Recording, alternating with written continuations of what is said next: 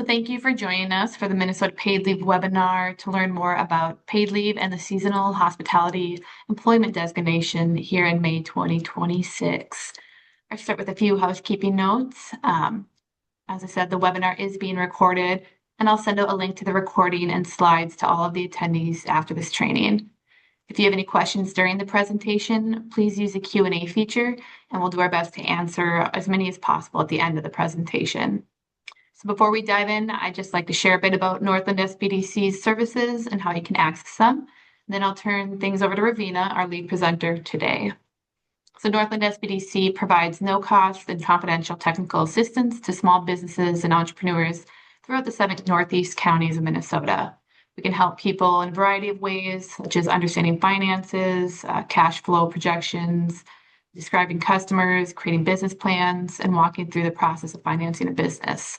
We also have subject matter expert consultants available to work with clients one-on-one, providing no-cost assistance in specific areas such as marketing, human resources, IT, and QuickBooks or bookkeeping.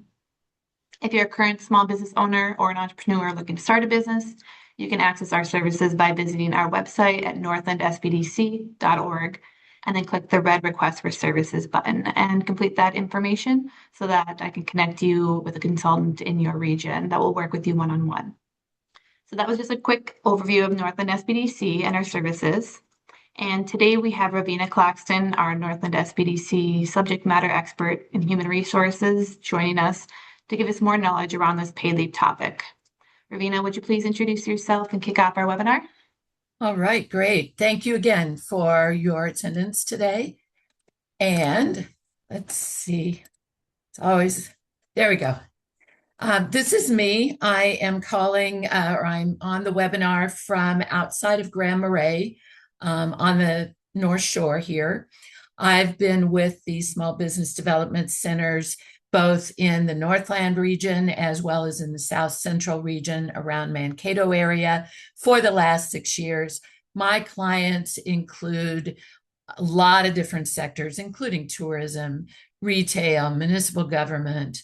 A couple of other things about me: I owned 17 years as a small business, retail business in the Twin Cities, 3 employees. So I know some of the challenges and opportunities in small business. And probably more importantly to this discussion, I spent a lot of years in corporate HR roles managing leaves.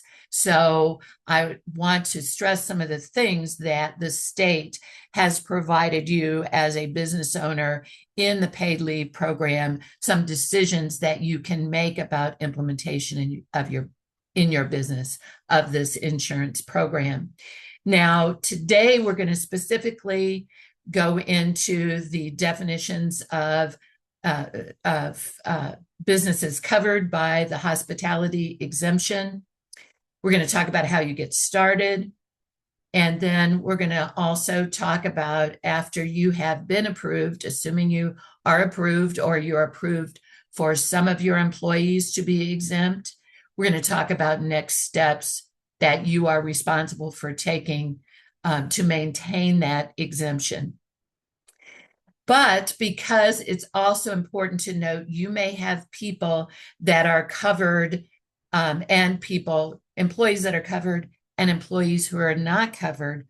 We are going to cover some of the basics about the program because you may be managing it for both types of employees, either covered or not covered. So what we'll assume today is that some, but not all of your employees will be designated exempt under the Minnesota paid leave statute. One of the things I like to remember as I think about paid leave is that if you are turning in to the state of Minnesota and paying your unemployment taxes on a quarterly basis through the unemployment site, those are W-2 earners, they're going to be assumed to be covered, and you are going to be responsible for covering them under paid leave unless you have this exemption. So that helps me to remember who's covered and who isn't. So again, the details we're going to talk about: if my business is seasonal, How do I know if I'm in hospitality, and how do I designate employment? You may have, in an example of this, some covered, some not.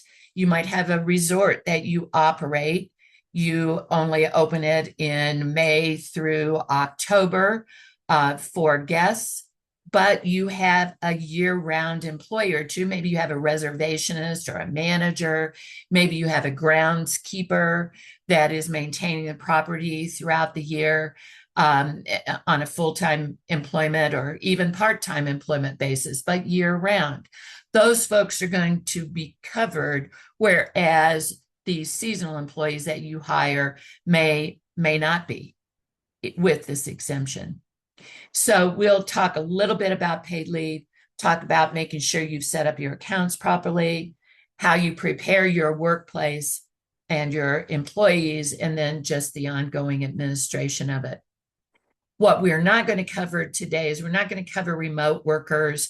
That's in another workshop. If you happen to have employees that are working from home in another state, we're not going to talk about equivalent plans. Know that under paid leave statute, you can buy insurance that is comparable. It has to meet the same requirements as a Minnesota paid leave insurance program, but you can buy it from an external provider as long as it's an approved provider. I have a few small businesses that have healthcare or disability or other kinds of life insurance, and the underwriters will underwrite a plan for paid leave. But that we won't cover the details of, but just know that's out there and exists. We're not going to cover opting in for non-W-2 workers, independent contractors, et cetera. I'll mention how important it is that the Minnesota paid leave program that you implement in your organization or not, maybe for some and not for others, how it coordinates with other benefits. And I'll briefly mention, but not get into tax reporting, because that is going to be a responsibility of the small business owner at some point. So again, we all know that when it was enacted, it provides two things: benefit payments, if qualified, directly from the state. You don't have to ascertain whether or not they have a covered event. The state does all of that. You have to pay the premiums that are made up of contributions from employees and employers. You have the ability to share that. And the paid leave program, the state will send the benefits directly to recipients. Now, there are a variety of different kinds of leaves that one can be qualified for. This has to be a serious event. This is very different than earned sick and safe time, which is really for, I got a cold, I can't come to work today. This is for serious medical or mental health events involving the employee or their family member. These are all the kinds of leaves. Know that there is a separate certification for each. For example, if you have a baby, maternity, it is not assumed you're going to have a bonding leave thereafter. All separate kinds of leaves. That qualifying condition has to last at least 7 days, be certified by a provider. That's 7 calendar days. And the maximum is allowed, if qualified, 20 weeks if they qualify for both kinds of leave. These are covered employees, again, or employers and employees. Again, there are very few that are exempt from this paid leave program. This is designed to be a safety net for employees. If you have ever had someone that has had to quit their job because they couldn't afford to work, this is designed to help our employees with a safety net. They can get, it's an indexed benefit. They can get as much as 90% of their wages. But if you're a lower wage earner, you're going to get a higher supplement than a higher wage earner. And there are some stipulations about how much you have to have earned. And this is important for a seasonal employer or one that may qualify for a hospitality exemption, because you may have, and we'll talk a little bit more about this, you may have someone that doesn't qualify for leave from you, but qualifies for leave from a second employer, maybe one that they've earned at least $3,900 from in the previous 4 quarters, or maybe they've got a second job.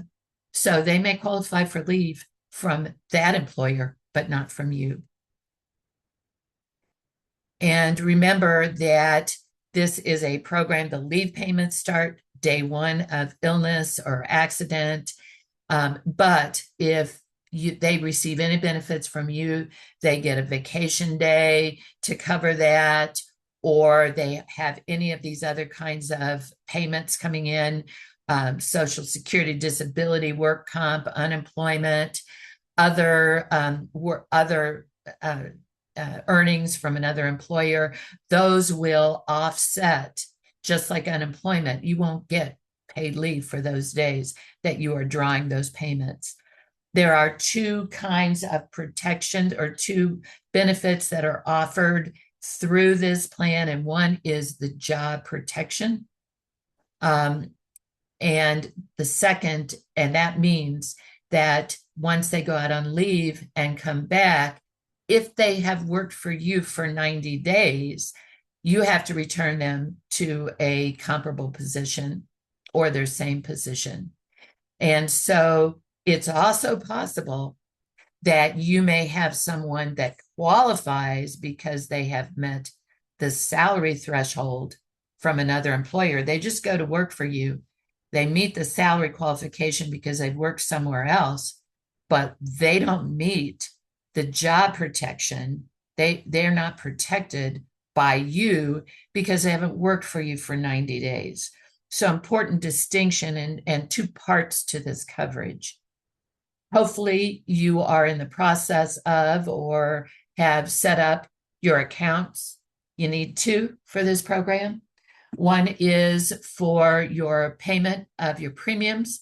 That's through your unemployment account. It sits side by side out there for you to pay your premiums that you've deducted from paychecks and paid in yourself. Those payments are due quarterly, just like your unemployment. You pay to this, you send the funds via this site, and then you have your administrator account, which is on the right. That allows you access to a lot of important things that I'm going to cover here. So scrolling on the right is that paid leave administrator account, that second account. You know it's different than the unemployment because you're on a different site. You're on the Minnesota paid leave site versus unemployment. And scrolling through here on the right, you'll see all the questions if you have a claim that you'll need to answer. And that is where you'll be reviewing applications. They're going to ask the applicant, the employee right up front, did you tell your employer you needed this leave? And if they haven't told you, they can't apply. They are stopped. You are going to need to confirm that all information about earnings or hourly rate of pay, tenure, all that kind of thing, even about some of your policies about, for example, if they apply for intermittent leave, what's your intermittent leave policy? So they may ask you questions about all those things, and you're going to need to answer them. That's also where you will see who's been qualified, who hasn't been qualified, how much they're going to get from the state if they are qualified. So that's your key to the whole thing. Another thing that you are going to need to do, and step 2 was from another presentation where you can apply for an equivalent plan. That's the other kind of insurance plan you might get from an independent carrier. But step 3 is where you decide how you're going to prepare your workplace. And that means you're going to decide how you split your premiums, decide how you're going to pay that, bring that paid leave either through the state plan or an external provider, and then update your workplace policies. I'm going through these things again quickly just to make sure you have a basic understanding of these things, and then we're going to dive into hospitality. So the premiums are shared between employers and employees. That's how the program was designed. That was in the intent, was to be a cost sharing. Now I have employees in my or employers in my book of business that have decided to do this in a variety of ways. The premium rate for this year may change next year in January, because this program is going to be actuarially calculated just like any insurance program. And the actuaries decide, how much is going to be needed in the program to fund it in subsequent years. But the premium rate for this year is 0.88. That means 88 cents on every $100 of payroll, 88 cents per $100 of payroll. That covers both the family leave and the medical leave. You can see the wage threshold for the wages, the premium rate. First premiums are due for the first quarter. They were due on April 30. You have the ability as a small business owner or as a large business owner to charge up to 50% of the premiums to your employees or deduct that from their paycheck. Now, the definition of a small business, just remember, is 30 employees or less. If at any quarter in your unemployment wage detail, you go over 30, and this is a question that early on came up with one of my clients. They go along pretty long in the year without having, seasonal, but when they do have seasonals, they have 1 or 2 quarters of them. If at any point during the year you exceed that 30, you're going to be classified as a large employer. You can choose to pay more than your required portion. But again, your small employer rate is different. So 30 or fewer employees, your rate is 0.66. You can charge up to that 0.44 from the previous slide. You can charge up to 50% of the 0.88. So as a small business owner, if you choose to do that, and I have small businesses that are just getting started, or maybe they're economically challenged, they say, I don't want to share it 50-50. I really need them to my employees to pick up the bigger portion. So you can charge up to 0.44 of that premium rate of 0.66 that is yours as a small employer, which means it's more like an 80-20 split, with 80% being paid for by the employee. Important distinction. I have other small businesses that just say, hey, the program is supposed to be 50-50. So as a small employer, I'm going to pay 0.33 and charge my employees 0.33. I have one employer that's been in business for a long time, isn't a seasonal type of business, but it's year round, and their employees are year round. But they can't afford health insurance. And they said, hey, we want to go ahead and just pay the whole thing. And just know that if you do decide to pay the whole thing, anything that's above 0.44 that you pay, or anything that's above for you as an employer, 0.22, that split, anything that you pay more than what you are required to, the 0.44 is what you're required to, you will have to report as additional income to the employee. So it's kind of a minor point, but something you want to bear in mind. And we can talk more about that in some of our other workshops where we talk about taxes. This reduced employer premium doesn't change the amount owed by employees. And so again, to qualify for that small business exemption, it's 30 or fewer with an average wage rate as well. I point out the paid leave administrator account. It's important to know it's there because there are some grant money. It's like $5 million, I think the state set aside as grant money for small businesses to cover the cost of paid leave. The costs have to be incurred already. The funding isn't guaranteed. You have to produce receipts. But the benefit, the grant money could cover up to $3,000 per leave or $6,000 per employer to hire temporary workers to cover for your people that are out on paid leave, to increase. Maybe you've got a part-timer you want to make full-time, or you want to provide them a higher wage rate. You can cover that, but you have to show the receipts. All right. And from a policy standpoint, you've got a few things to do, and you can make decisions for your business within the parameters that the state provides about how they notify you that they need leave, what your attendance and your call-out procedures are, your intermittent leave policies, and how they're going to coordinate with other benefits. Those are all decisions, and other leaves. Those are all decisions you can make for your business.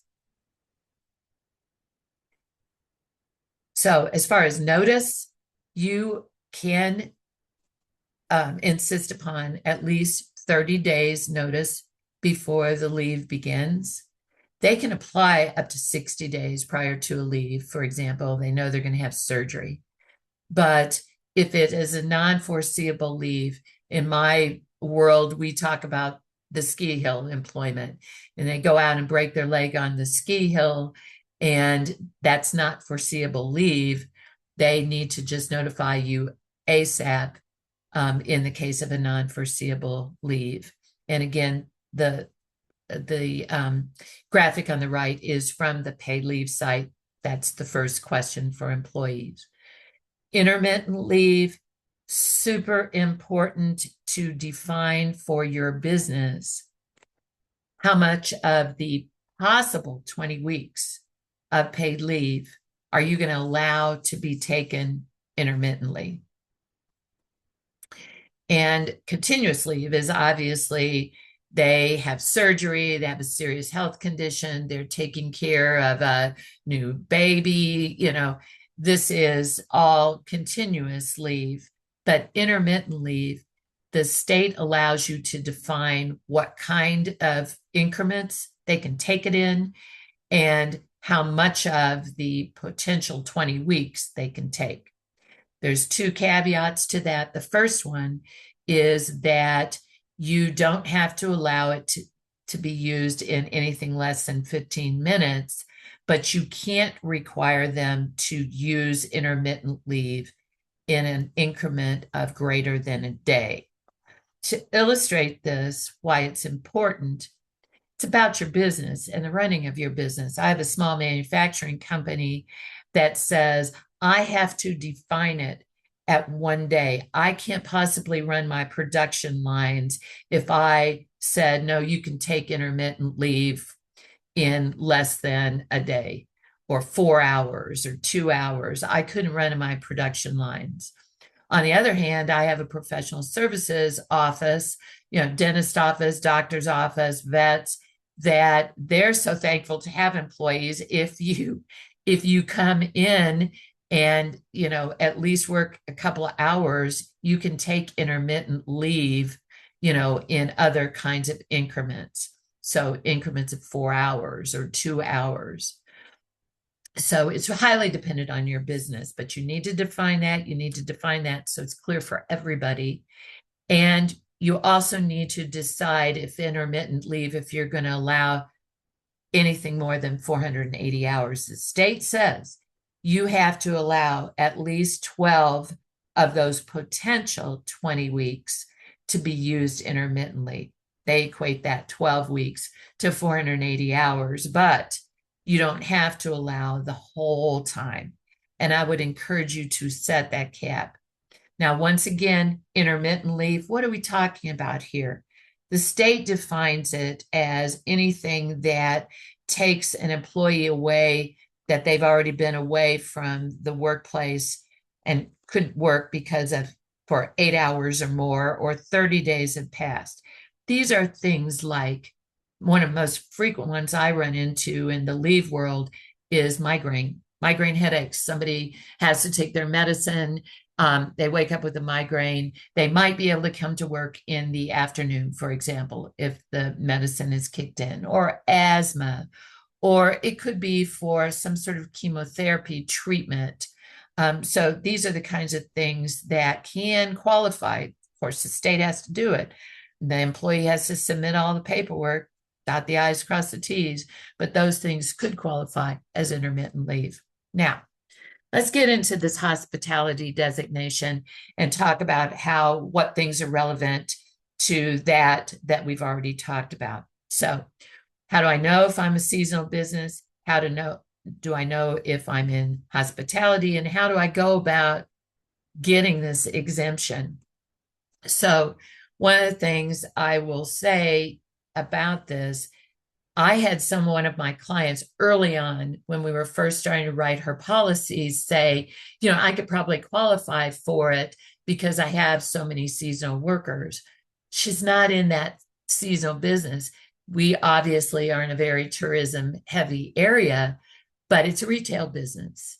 So it's, selling of, various tourist items, and it's not a hospitality business.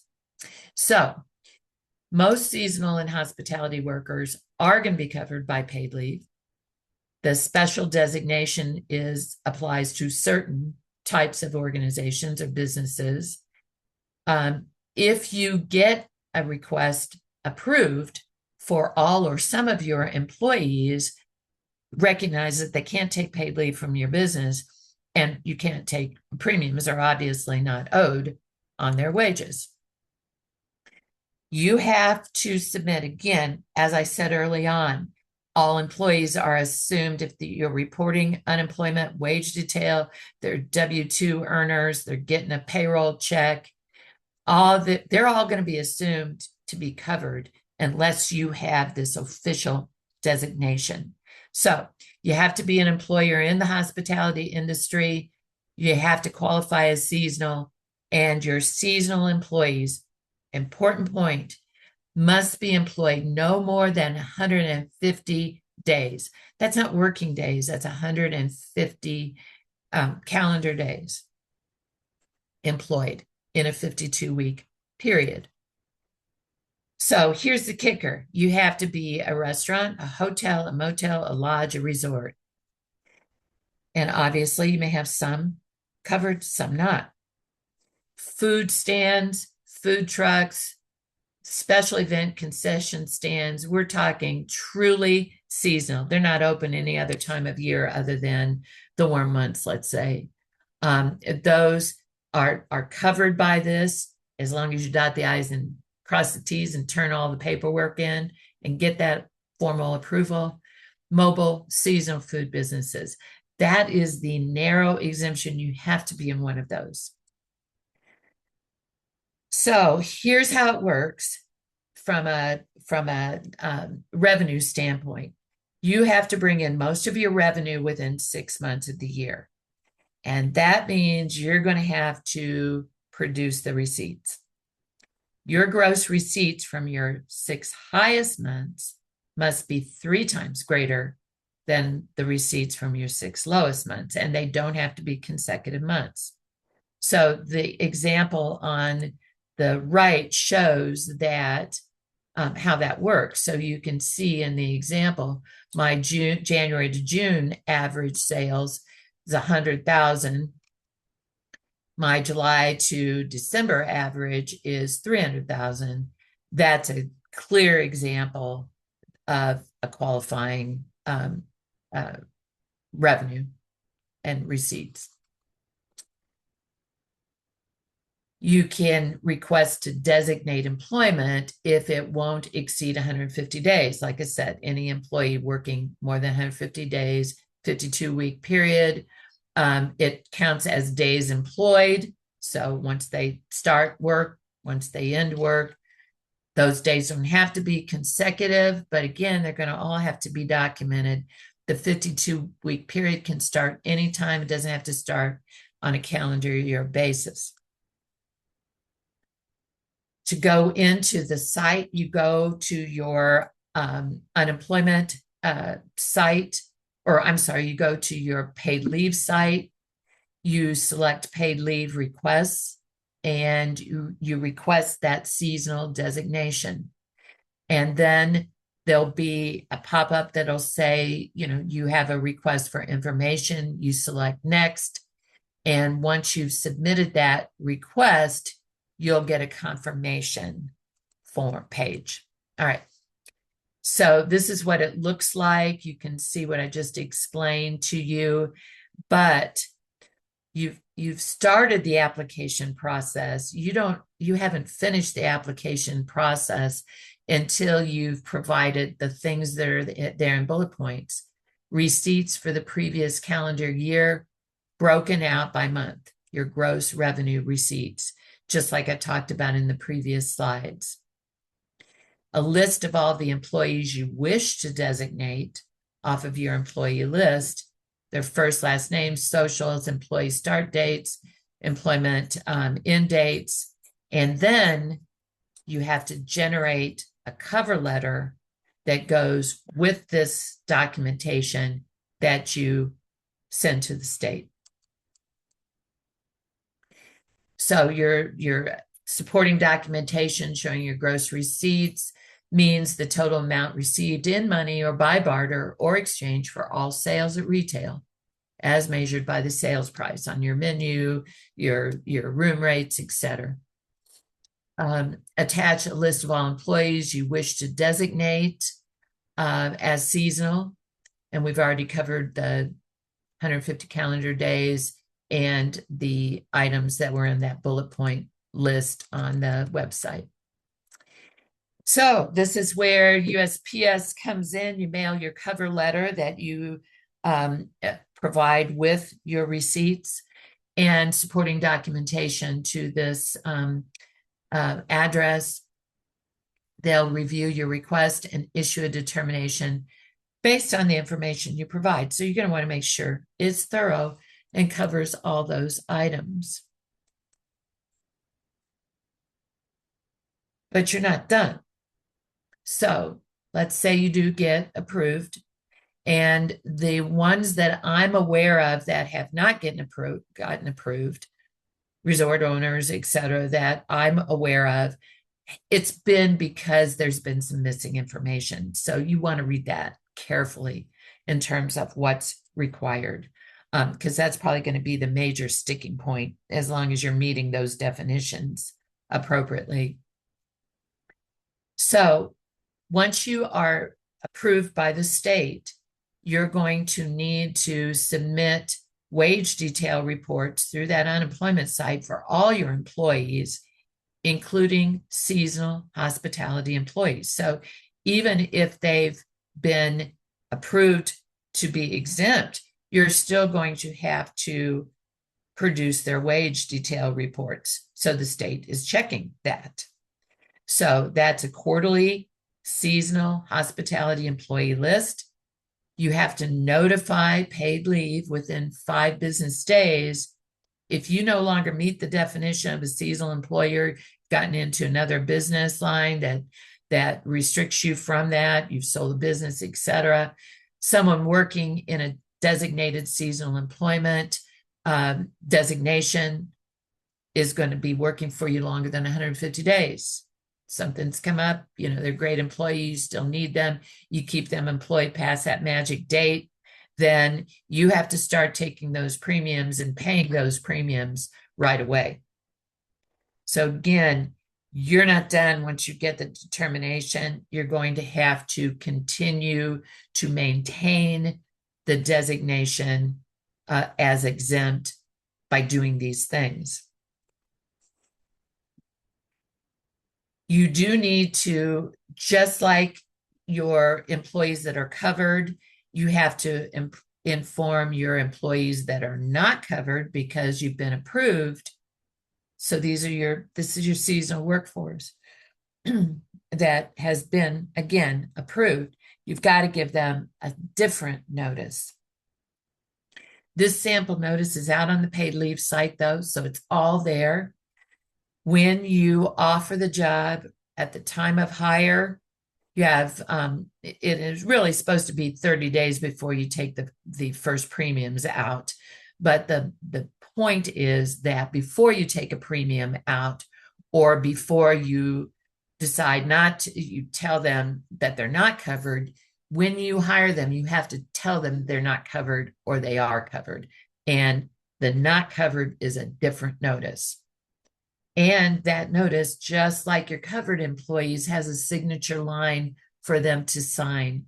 Very important that you get that back. They've signed it. You have that in their file so that they know, and you can prove to the state that they've been told they're not covered.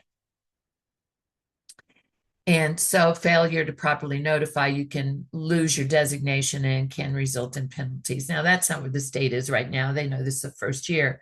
But again, that's not going, those requirements aren't going to change from year to year. You still have to, when an employee goes to work for you, you still have to give them a paid leave notice because you're taking something out of their check or providing them a benefit or not. So this is what the seasonal hospitality employee designation says. And it's important to see what it says. And again, the template's out there. You don't have to do anything but provide it. So you can adapt it, but again, you have to notify that last bullet point. You have to notify paid leave within 5 business days if they're working under an exemption and they no longer, their employment no longer meets that designation, i.e., they're going to stay working longer than 150 days. So here's what it says to the employee, starting with your employer has been approved for the designation. So that means that you can't take paid leave from this job and from this employer, and they're not going to be taking paid leave premiums out. So it gives you more, it gives the employee those same definitions that we just went through, but it says, when could I take paid leave? Now, you still, even though you're not covered by us, there's still an event, and you need to know as an employee, there are still things that could qualify you for paid leave. You end up working more than 150 days. That's point number 1. Number 2, you're rehired after your seasonal designation period ends. You're rehired by the same employer into a position. They go from seasonal to now they're going to be your groundskeeper year round. And so that position is not covered by that designation because of the nature of it.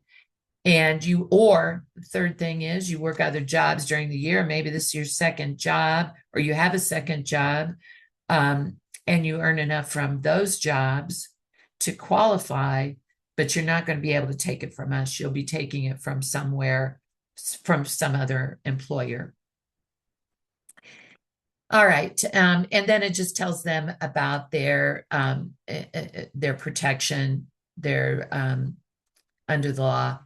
And it also tells them that they may have, for example, let me give you an example of how this is important to make sure you've coordinated with other leaves.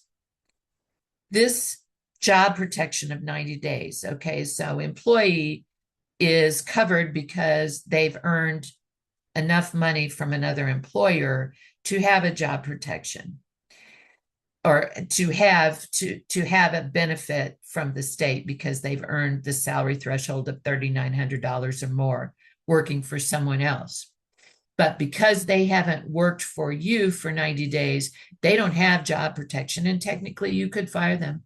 You could say, I'm very sorry you broke your leg on this scale, but I've got to have somebody in this spot. So please reapply when you are able to return to work, knowing they're going to be gone for a long time.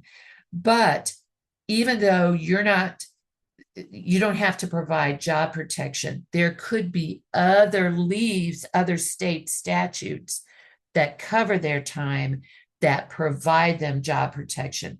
And really the most notable is in the event of someone having a baby. They come in the first month they're employed, they announce their pregnancy, they go out on medical leave because they're having a challenge. They haven't worked for you for 90 days, but they're still job protected under Minnesota parenting law, which is an unpaid leave, but you have to return them if they are pregnant and can't work. So just be aware of how these play with these protections and benefit programs and leave programs play with others, and be sure that you are managing them appropriately. And these are things that if you're a small business registrant with the Small Business Development Center, I write lots of handbooks, lots of policies. We can get this all lined up properly for your business. The last page of the acknowledgement is where I referred that they need to sign that you've given them that acknowledgement, that they are part of they are a designated employer, they are not covered. They need to sign that as an acknowledgement. If they are covered, then they're going to need the employer ID number so that they can apply. In closing, I want to say a couple of words about fraud, because of course this is a hot topic in our state. And I always make the pitch to small employers or any businesses that I work with that it's important you do your part to maintain the integrity of the program by ensuring that benefits only go to those who are eligible. So fraud takes place when someone knowingly represents the truth or deliberately hides important information. That could be, wrong way, including but not limited to, an individual applies for paid leave using somebody else's name. They lie about their situation when applying. The grant recipient knowingly files inaccurate reports about their work. Maybe you've gotten dollars to cover for temporary workers from that $5 million fund and have submitted an inaccurate report, false records, all those things. And there is a specific form out there, and you need to also be reporting that through your paid leave administrator account, your portal on Minnesota paid leave. I have seen this already happen, and so I want to call your attention to it in particular because early on, it was probably early February, one of my employers here got an email notice to go to their paid leave account. They went to their paid leave account. There was an application there for benefits. The name didn't ring a bell of the manager, so the manager went in and looked at all the employment records back years, and probably didn't need to look back years, but never found the name, wasn't familiar with it. It was a fraudulent claim, someone using somebody else's name. So they immediately reported it. But these are the kinds of things that can happen with any program like this. And we all need to be aware of that. So what questions do you have? Some general questions that we might be able to answer here today. And again, the individualized support is available from us as consultants through the SBDC if you just register.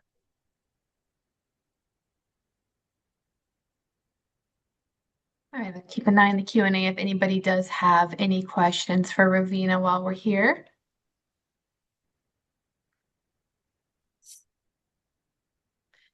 And then if you do have more, if you'd like to request just some one-on-one assistance from Ravina to work on something specifically for your business, that's something you can register for services on our website for that one-on-one help, maybe updating your policies or going through this application process for the seasonal designation there.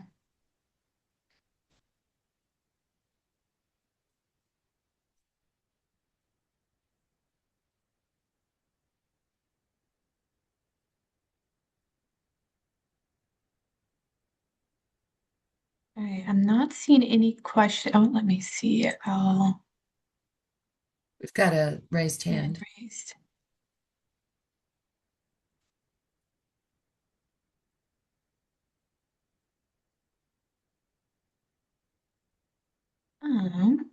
Oliver, and I do see your hand raised. If you're able to go ahead and type your question in to the Q&A, or you can go ahead and speak. It looks like I'm allowing you to speak Oh, now if you want I to can ask your talk. question. Yep, we I can hear can. you. Okay. Oh, my goodness. My resort is opening up this weekend. Employees, they've probably hired a couple now, um, and they'll hire more in June. So as the employees for the season are hired, is that when I can report them um, to Minnesota paid leave to be exempt? I mean, because I have no idea of how many people are going to be hired this summer.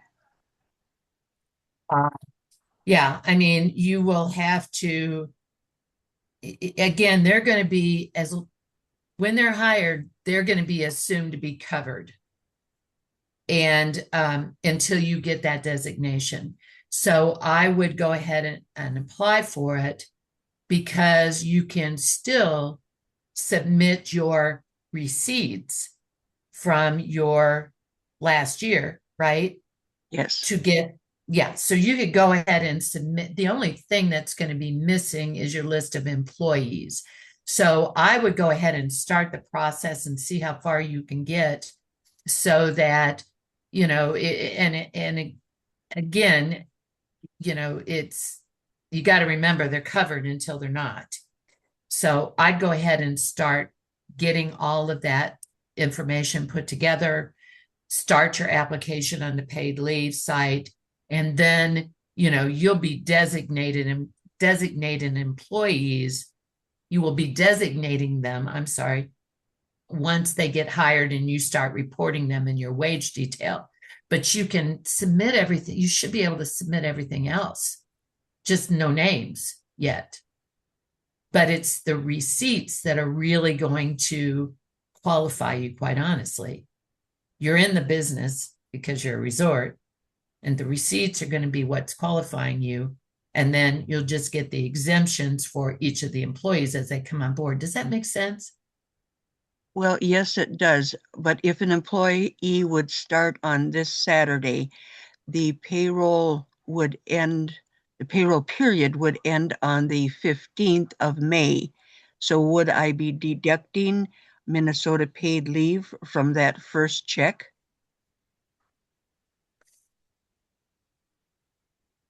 If you do that, then they might have to, you might have to, pay it back.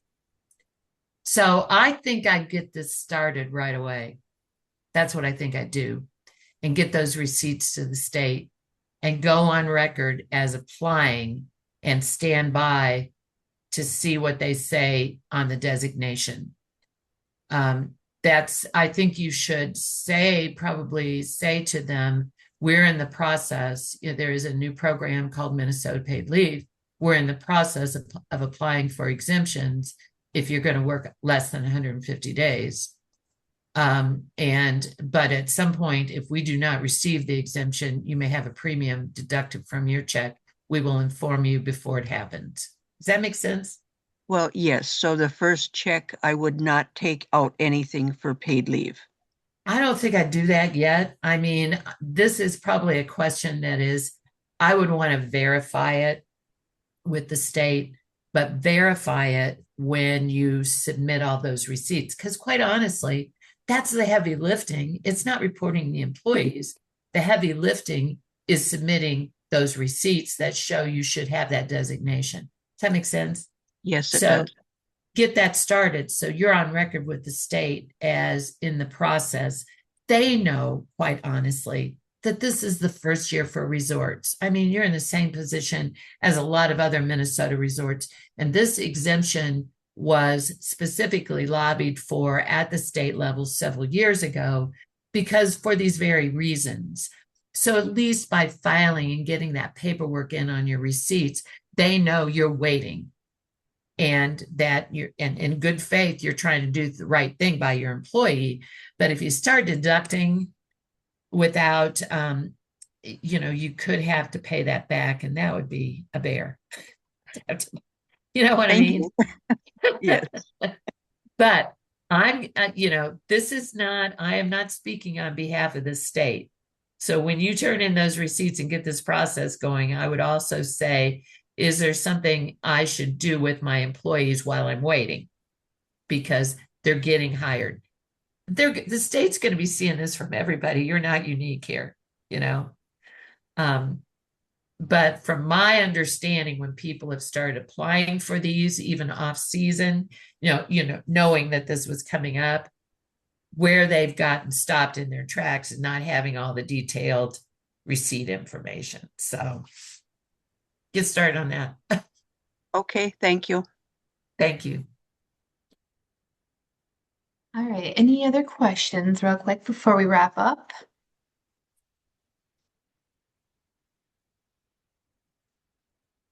And I just want to thank you, Ravina, for everything all the information you gave us today, and everyone for joining us. Just a reminder that when we do close the webinar, a link to a survey will pop up on your screen.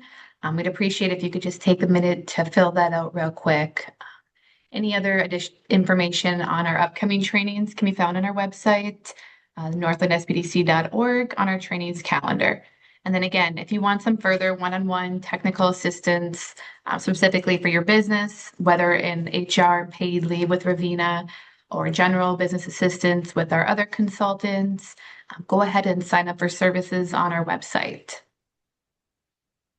All right. I'm not seeing any other questions, so thank you, everyone. Great. Thank you.